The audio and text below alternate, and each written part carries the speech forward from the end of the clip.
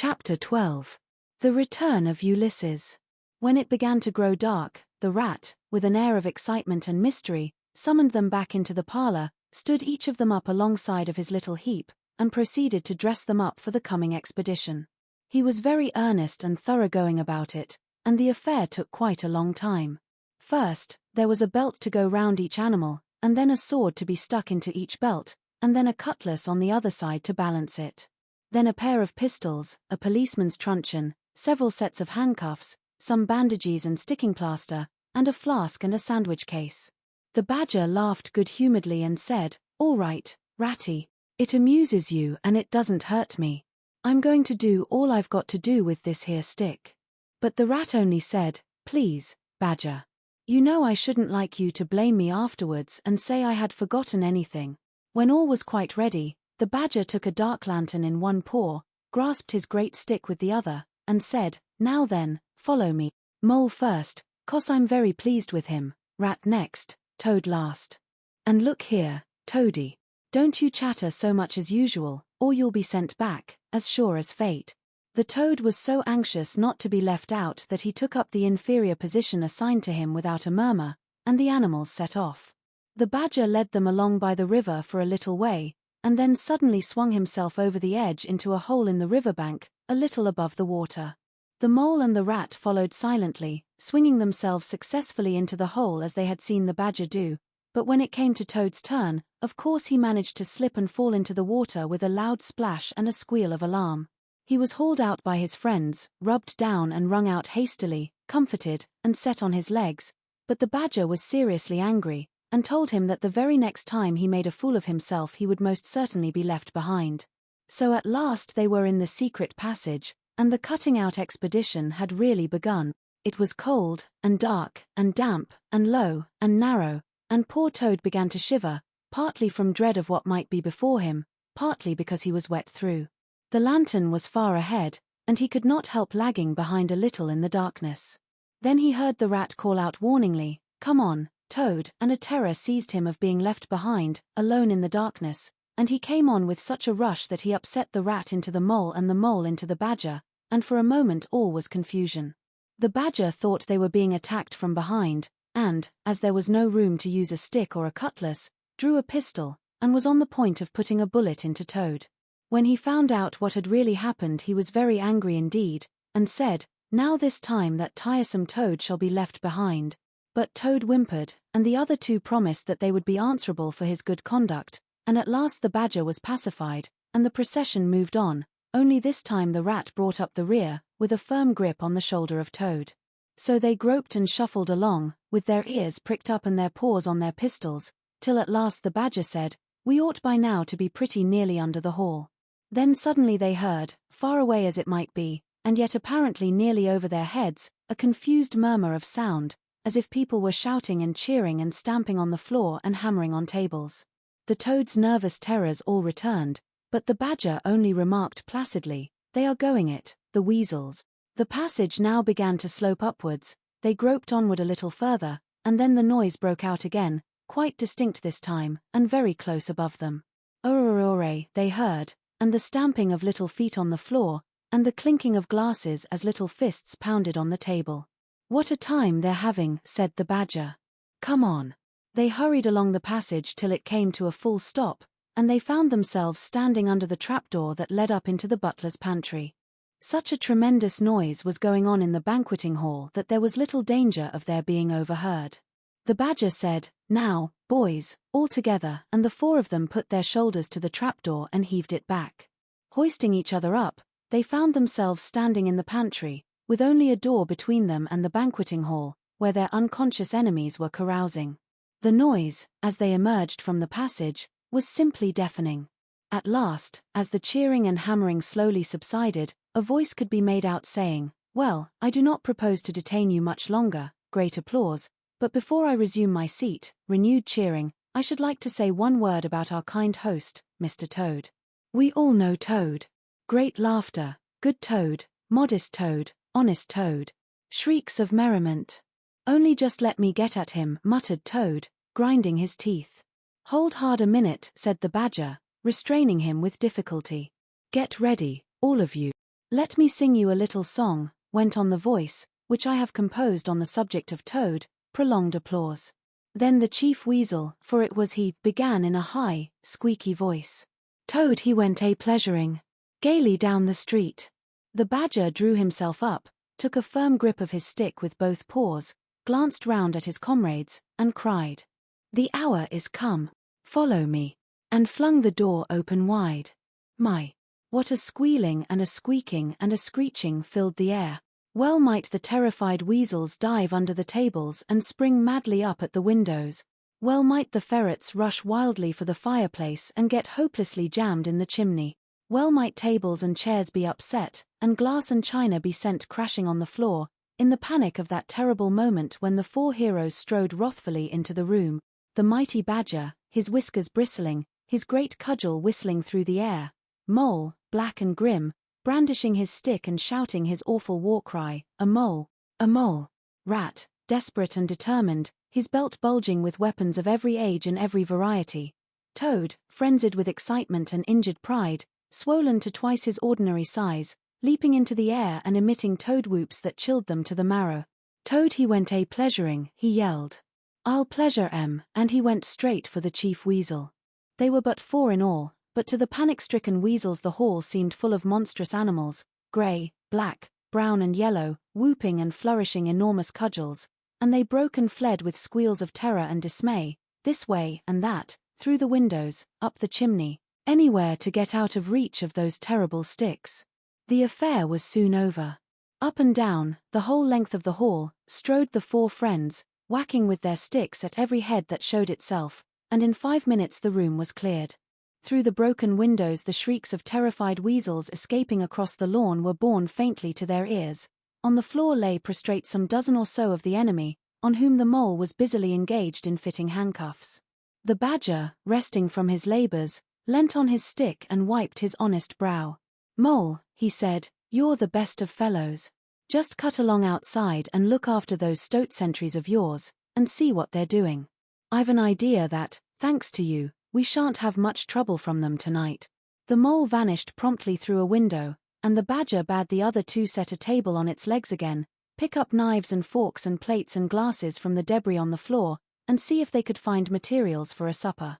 "I want some grub, I do," he said, in that rather common way he had of speaking. "Stir your stumps, Toad, and look lively. We've got your house back for you, and you don't offer us so much as a sandwich."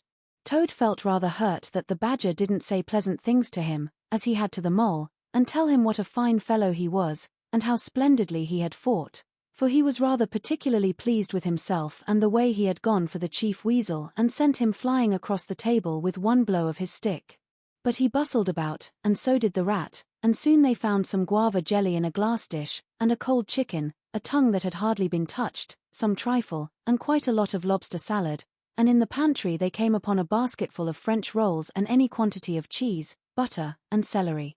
They were just about to sit down when the mole clambered in through the window, chuckling, with an armful of rifles.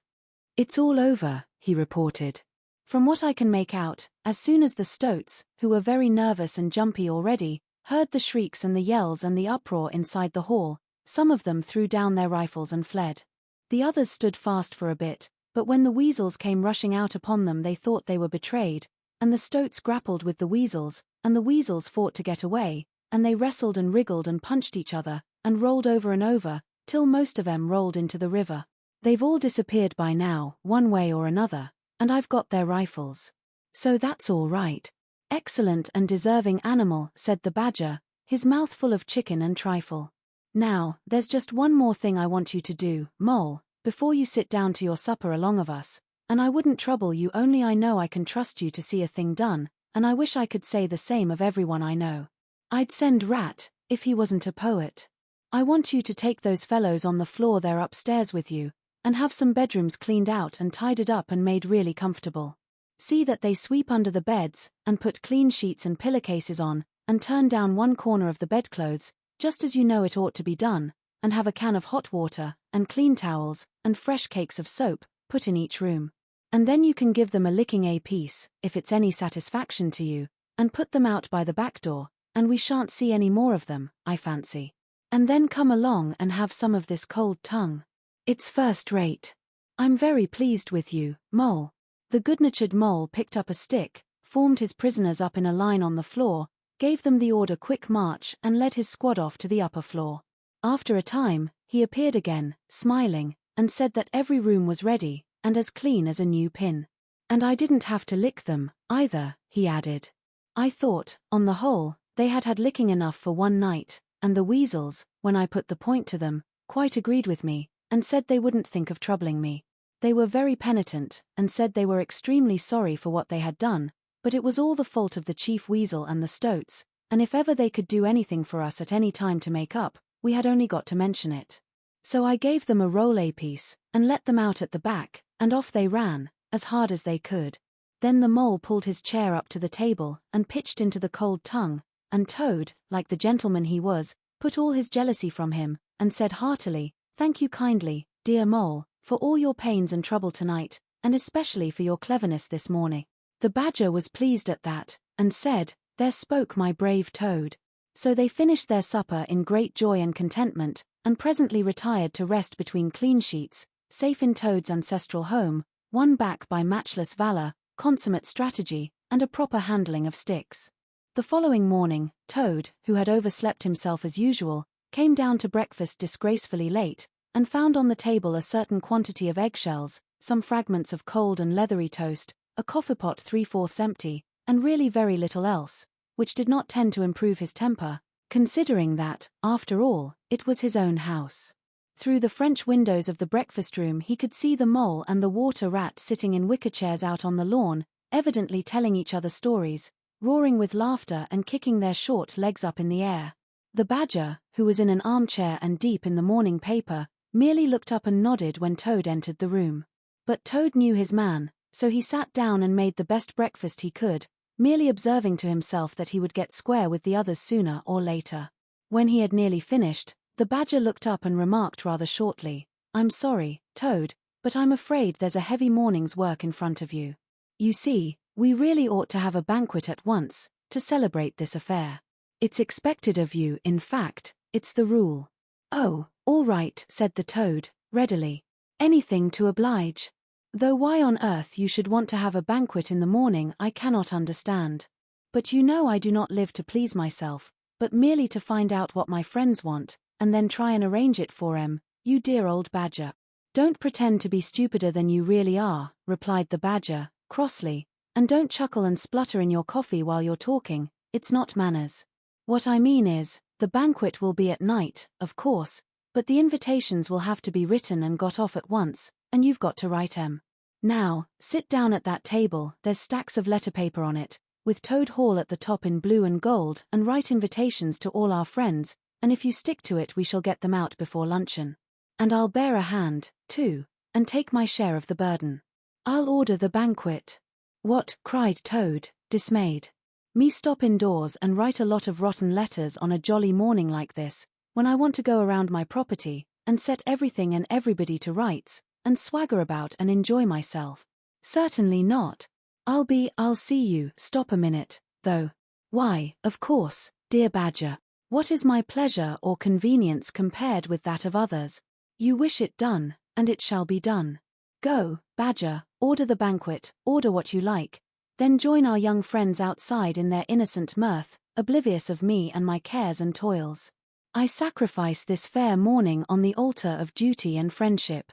The Badger looked at him very suspiciously, but Toad's frank, open countenance made it difficult to suggest any unworthy motive in this change of attitude.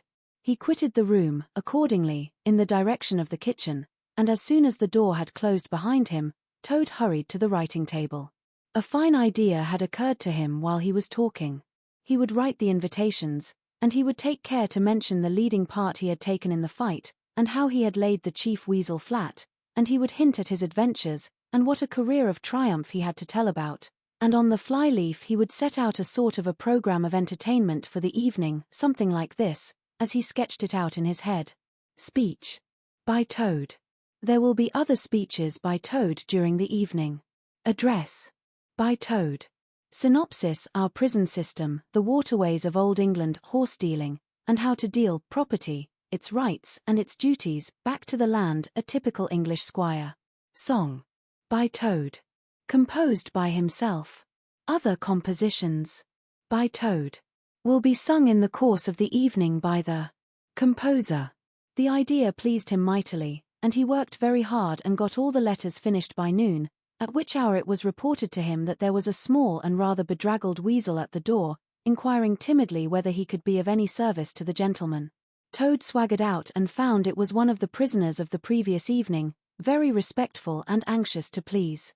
He patted him on the head, shoved the bundle of invitations into his paw, and told him to cut along quick and deliver them as fast as he could, and if he liked to come back again in the evening, perhaps there might be a shilling for him, or, again, perhaps there mightn't, and the poor weasel seemed really quite grateful, and hurried off eagerly to do his mission. When the other animals came back to luncheon, very boisterous and breezy after a morning on the river, the mole, whose conscience had been pricking him, looked doubtfully at Toad, expecting to find him sulky or depressed. Instead, he was so uppish and inflated that the mole began to suspect something, while the rat and the badger exchanged significant glances. As soon as the meal was over, Toad thrust his paws deep into his trouser pockets, remarked casually, "Well, look after yourselves, you fellows. Ask for anything you want," and was swaggering off in the direction of the garden, where he wanted to think out an idea or two for his coming speeches, when the rat caught him by the arm. Toad rather suspected what he was after, and did his best to get away, but when the badger took him firmly by the other arm he began to see that the game was up. The two animals conducted him between them into the small smoking room that opened out of the entrance hall, shut the door, and put him into a chair. Then they both stood in front of him, while Toad sat silent and regarded them with much suspicion and ill humor. "Now, look here, Toad," said the rat. "It's about this banquet, and very sorry I am to have to speak to you like this. But we want you to understand clearly, once and for all, that there are going to be no speeches and no songs. Try and grasp the fact that on this occasion we're not arguing with you, we're just telling you." Toad saw that he was trapped. They understood him, they saw through him, they had got ahead of him. His pleasant dream was shattered. "Mayn't I sing them just one little song?" he pleaded piteously. "No, not one little song," replied the rat firmly, though his heart bled as he noticed the trembling lip of the poor disappointed Toad. "It's no good, Toady. You know well that your songs are all conceit and boasting and vanity, and your speeches are all self-praise and gross exaggeration and gas," put in the badger, in his common way. "It's for your own good, Toady," went on the rat. "You know you must turn over a new leaf sooner or later, and now seems a splendid time to begin, a sort of turning point in your career. Please don't think that saying all this doesn't hurt me more than it hurts you." Toad remained a long while plunged in thought. At last he raised his head, and the traces of strong emotion were visible on his features. "You have conquered, my friends," he said in broken accents. "It was, to be sure, but a small thing that I asked, merely leave to blossom and expand for yet one more evening, to let myself go and hear the tumultuous applause that always seems to me, somehow, to bring out my best qualities. However, you are right, I know, and I am wrong. Henceforth I will be a very different Toad. My friends, you shall never have occasion to blush for me again. But, oh dear, this is a hard world." And, pressing his handkerchief to his face, he left the room, with faltering footsteps. "Badger," said the rat, "I feel like a brute. I wonder what you feel like." "Oh, I know," said the badger gloomily. "But the thing had to be done. This good fellow has got to live here, and hold his own, and be respected. Would you have him a common laughing-stock, mocked and jeered at by stoats and weasels?" "Of course not," said the rat. "And, talking of weasels, it's lucky we came upon that little weasel, just as he was setting out with Toad's invitations. I suspected something from what you told me, and had a look at one or two. They were simply disgraceful. I confiscated the lot, and the good mole is now sitting in the blue boudoir, filling up plain, simple invitation cards." At last the hour for the banquet began to draw near, and Toad, who on leaving the others had retired to his bedroom, was still sitting there, melancholy and thoughtful. His brow resting on his paw, he pondered long and deeply. Gradually his countenance cleared, and he began to smile long, slow smiles. Then he took to giggling in a shy, self-conscious manner. At last he got up, locked the door, drew the curtains across the windows, collected all the chairs in the room and arranged them in a semicircle, and took up his position in front of them, swelling visibly. Then he bowed, coughed twice, and, letting himself go, with uplifted voice he sang, to the enraptured audience that his imagination so clearly saw. Toad's last little song. The toad came home. There was panic in the parlors and howling in the halls. There was crying in the cowsheds and shrieking in the stalls.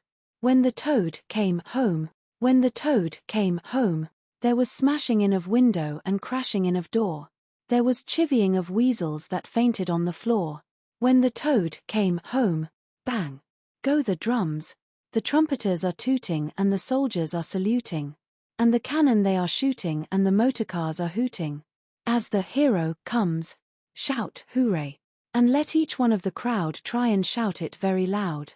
In honor of an animal of whom you're justly proud. For it's Toad's great day.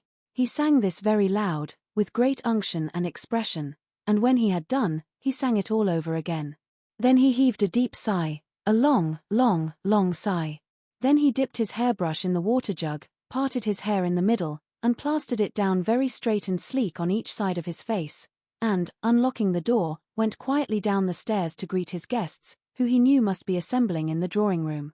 All the animals cheered when he entered, and crowded round to congratulate him and say nice things about his courage, and his cleverness, and his fighting qualities. But Toad only smiled faintly, and murmured, not at all. Or, sometimes, for a change, on the contrary. Otter, who was standing on the hearthrug, describing to an admiring circle of friends exactly how he would have managed things had he been there, came forward with a shout, threw his arm round Toad's neck, and tried to take him round the room in triumphal progress.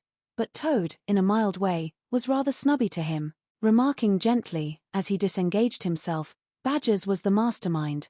The mole and the water rat bore the brunt of the fighting. I merely served in the ranks and did little or nothing. The animals were evidently puzzled and taken aback by this unexpected attitude of his, and Toad felt, as he moved from one guest to the other, making his modest responses, that he was an object of absorbing interest to every one. The Badger had ordered everything of the best, and the banquet was a great success.